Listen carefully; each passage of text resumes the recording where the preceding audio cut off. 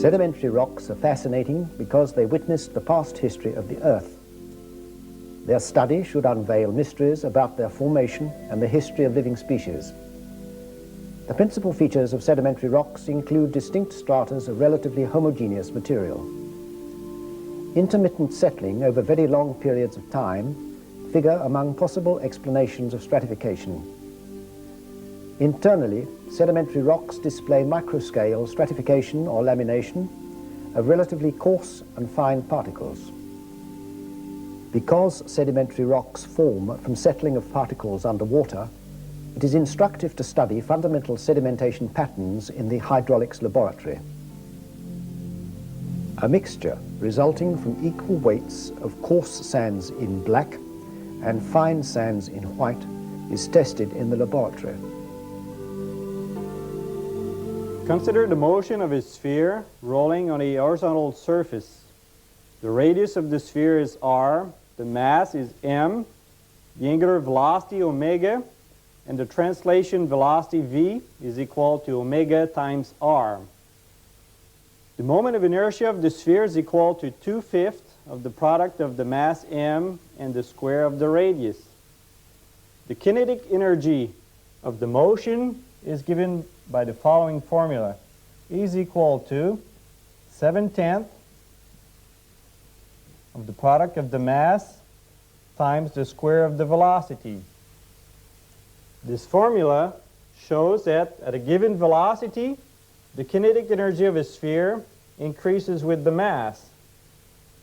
It shows that coarse particles have a higher kinetic energy than finer particles. This example illustrates that rolling coarse particles have more kinetic energy than small particles. The mobility of coarse particles in front of obstacles or surface perturbation therefore increases. Consider a homogeneous mixture of coarse particles in black and small particles in between. When we set this mixture into motion, the small particles, which have a lower kinetic energy, fall between the coarse particles and deposit on the bottom of the moving layer.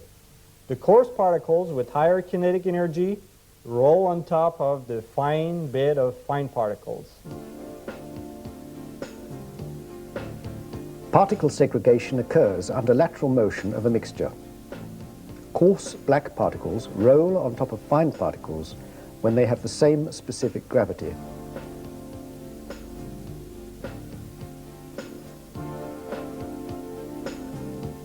Submerged particles under hydraulic shear stress also display the same particle segregation characteristics.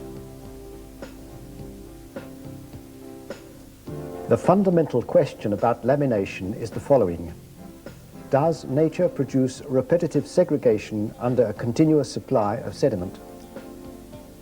First, the submerged conditions are examined. The turbulent fluid motion surrounding the particles led scientists to believe that lamination was caused by periodic cycles of turbulence. When the same experiment is carried out in the air, the settling cone displays all the features of lamination through repetitive segregation. Moreover, the laminae thickness increases with the feeding rate of the sediment mixture. It should be noted that laminae form in the direction of motion, here at an angle exceeding 30 degrees. Given the absolute vacuum is at minus 29.92 inches of mercury, the hypothesis of turbulence is tested near complete vacuum at minus 22 inches of mercury.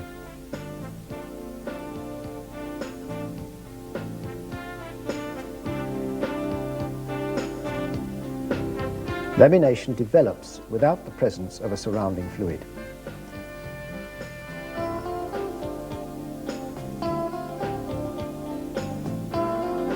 Lamination therefore depends on the mechanical interaction between particles of different sizes, different shapes, and different densities.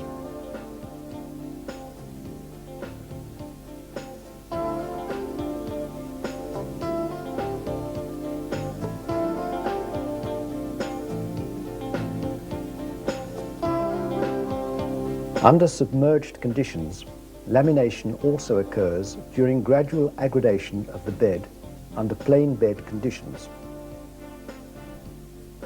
Here's the same lamination sequence in accelerated motion.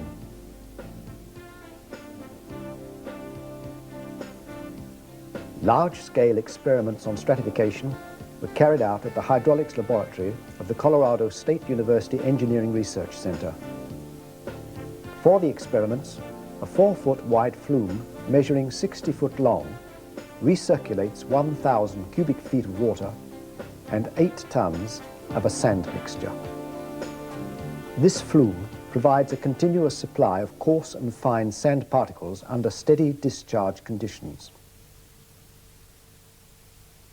Consider a typical delta sketched on the board. At the initial time T1, the delta is comprised of 3 parts: the top set, the foreset, and the bottom set slope at initial time T1. Over time, the coarse particles rolling on the bed slide down the foreset slope of the delta and accumulate as the delta progresses in the downstream direction. Finer particles rolling on the bed settle and form a layer of primarily fine particles. The particles in suspension are carried through and deposit on the bottom set slope of the delta. After a certain time interval, we get a second bed profile at time T2. The sediments accumulated on the bed from time T1 to T2 define what is called a layer of sediment. A layer of sediment is the accumulation of sediment between the initial time T1 and the subsequent time T2.